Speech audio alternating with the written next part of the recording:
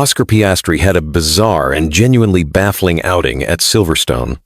But it wasn't just his on-track behavior that raised eyebrows, it's the bold requests he made to his team afterwards that have triggered even bigger shockwaves across the Formula One world.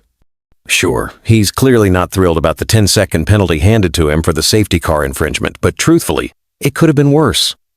Still, the real question is, are we starting to see cracks in Piastri's composure now that Norris is on fire? And could the Brit capitalize on this shift to his advantage? The Silverstone Grand Prix gave us the full British experience. Moody skies, unpredictable conditions, and constant strategy, changes starting on intermediates, battling a downpour, and wrapping up on slicks. It was edge-of-your-seat action throughout. But nothing topped the drama that exploded during the lap 18 restart. At that moment, chaos had already set in. Hajar was out after rear-ending Antonelli, obscured by the thick rain spray. Meanwhile, Piastri, who had seized the lead early and looked unstoppable, now had to rebuild his gap ahead of Verstappen and Norris. But then came the shocker. As the safety car lights blinked off, Piastri suddenly floored the throttle only to slam the brakes in a move that seemed erratic at best. Verstappen caught off guard, nearly crashed, losing his rhythm and eventually spinning out when Oscar re-accelerated. While Piastri can't be blamed entirely for Max's mistake, it's hard to ignore how his bizarre maneuver disrupted the four-time world champion's focus. Unsurprisingly, the stewards took swift action, handing the Aussie a 10-second penalty after a quick investigation. Given Norris was trailing by just 3 to 5 seconds, that penalty cost Piastri dearly, demoting him to yet another P2 finish.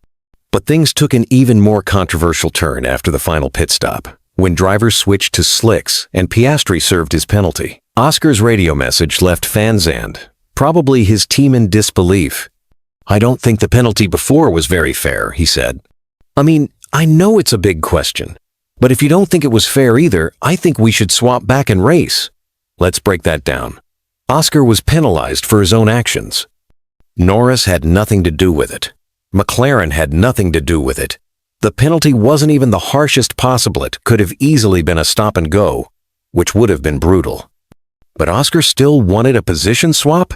At this point, Norris was more than 5 seconds ahead, with about 5 laps remaining. And let's not forget, this was the British driver, racing for a British team, leading the British Grand Prix. A win at Silverstone has always been Norris's dream. So, how could any, especially Oscar, expect a mid-race position swap to give him another shot at victory? That's not how it works. The so-called papaya rules Oscar tried to invoke simply don't apply here. After the race, Oscar doubled down, saying he did nothing different than he had on previous laps behind the safety car. But telemetry told a different story. The data revealed he decelerated from 218 km per h down to 52 km per h, applying a brake pressure of 60 psi in what's being called one of the most erratic braking maneuvers we've seen happening right after turn 14 and before turn 15. The consequences didn't stop at the 10-second time penalty. The Aussie also earned 2 penalty points on his super license. And what's more shocking is that, after all this, Piastri still pushed for a race-altering team decision. It's hard to comprehend how he thought such a call could be justified, especially at a race as symbolic and emotional as this for Norris. If anything, he may have lost credibility not just with McLaren, but also with the passionate fan base cheering them on. The crazy part? If the roles were reversed, we could almost expect Norris to make a similar request, but coming from Piastri, it felt out of character. Maybe the pressure is finally getting to him. With only an 8-point lead in the Drivers' Championship, the challenge ahead is now steeper than ever. Speaking to media post-race, Oscar added fuel to the fire with a sarcastic jab. "I'm not going to say much. I'll get myself in trouble. Apparently you're not allowed to brake behind the safety car anymore. I did it before for 5 laps. Heck with it. I'm not going to say too much. But here's the thing. The rules are very clear. FIA's guidelines strictly outline that such erratic driving under the safety car deserves punishment. Specifically, Article 55.15 of the rulebook makes that absolutely clear. So whether Oscar likes it or not, the penalty was fair game. As it goes on to say, Article 55.15 of the FIA sporting regulations required car 81 to proceed at a pace that involved no erratic braking nor any other maneuver that was likely to endanger other drivers from the point at which the lights on the safety car were turned off. What car 81 did was clearly a breach of that article. In accordance with the penalty guidelines, we imposed a 10-second time penalty on car 81. So, what comes after this for Piastri and McLaren?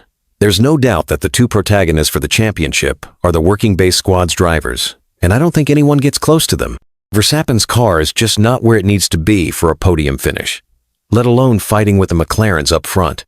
We've seen Ferrari take a huge step here in Silverstone, and there could be a big threat for that P3 seat of Max, as he cannot always hope and bet that Russell will have a miserable race like he did this Sunday.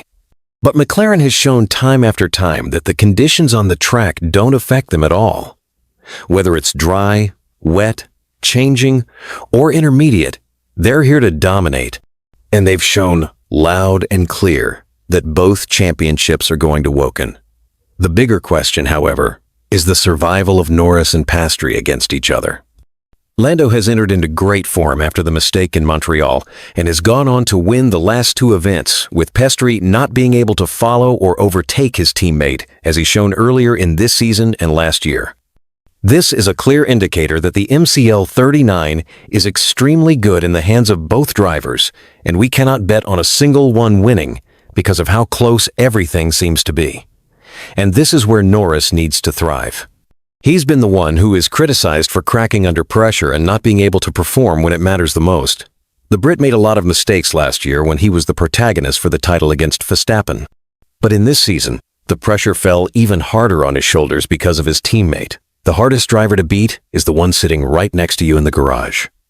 And now that Lando has gotten into an extremely good form in the last few races, the momentum has switched towards the Brit side. Of course, the season for these two is far from over. Norris and Piastri are now the only drivers who can make the competition interesting, as we've seen that Verstappen and Red Bull might be smart to focus on 2026 a little early. That's if Max decides to stay with Red Bull after all of the trouble that they've put him through with the RB21. As for the McLarens, the decision is quite simple. You just let your drivers race out there and see who's the better one without committing any team orders, precisely as you did in Silverstone. Maybe Piastri thought that his belief was worth sharing and that the team would have this crazy idea of letting them race after Norris ran ahead with a 5-second advantage. Maybe he had the 2024 Hungarian Grand Prix rewinding back in his head. But back then, McLaren was at fault for putting the wrong strategy on him. Now, when there was a big question mark as to whether or not the track was worthy of starting on dry tires, a risk that was taken by Leclerc, Russell, and Hajar, McLaren stuck with the original plan, and that turned out to be the lottery for them. Needless to say, Spa and Hungary will be extremely important for both Piastri and Norris because the lead is very tight in the Drivers' Championship, and a swing should be expected to happen. And when such close racing is displayed, we need to be aware of the consequences. The last thing that McLaren wants is a 2016 Barcelona-Mercedes scenario. Something that seems to be written in the cards already, but Piastri will definitely be a different driver in the next race, as he'll turn his anger into motivation. A perfect recipe for a disaster in the making. With all of this in mind, what do you think about the anger in which Piastri raced in Silverstone? And more importantly, do you think that he holds a valid point as to why the penalty was just not needed and unfair? Let us know in the comments below. And once you do that, make sure to click on the video that's appearing on your screen right now.